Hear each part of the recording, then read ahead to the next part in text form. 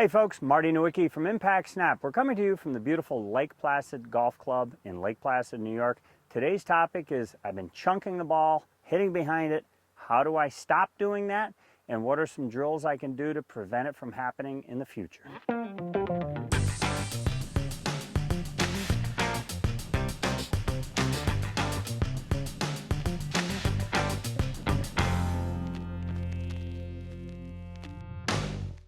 I always set up a line of golf balls for my students, and I want them to become aware of where is the club hitting the ground relative to the ball. We're always looking for the club to hit the ground where that line is, or even after the point of the line. Now I can do that a couple different ways. Obviously I could just lift the club up and hit the ground and say, hey look Marty, I just hit the ground out past the balls.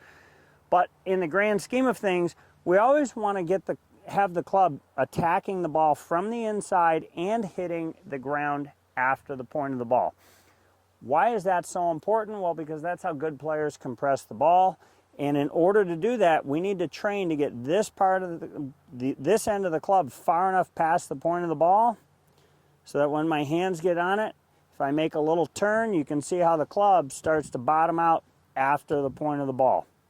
Super, super important if you want to hit longer, straighter, more consistent. We've talked in past videos about the importance of the lowercase letter y. Basically, that means keeping my arms out ahead of the golf club. I encourage people when you're doing practicing this to actually start like that. Just make a note that the club face doesn't flash open when you do that. So keep the club face relatively vertical, move your arms forward, even lower the club head a little bit. And then I like people putting the ball middle of the stance or even slightly back.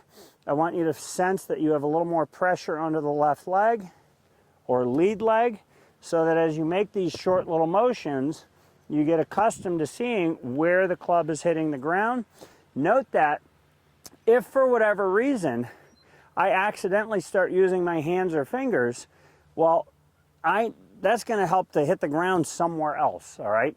And the people that do that tend to then cut across the golf ball just to try and make a divot past the ball. That is not an effective way of trying to hit the golf ball.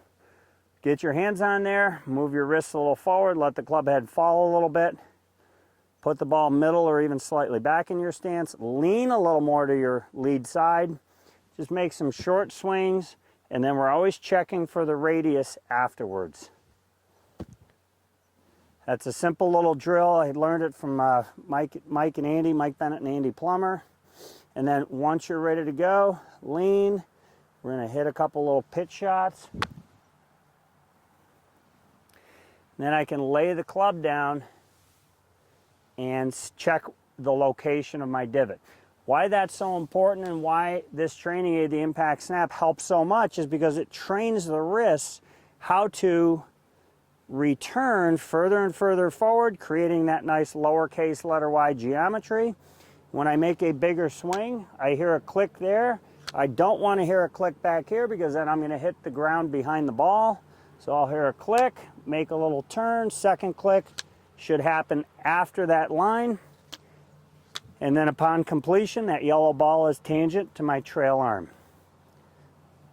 Click, load, click, check for radius. I hope this video helped. Please hit the subscribe button, click the bell notification. That way when we put out more content, you get notified. Click the like because that helps our videos surface to more golfers like you that are looking for information like this. Leave your comments down below because that helps us to create more content for you. For Impact Snap, I'm Marty Nowicki. Thank you for watching.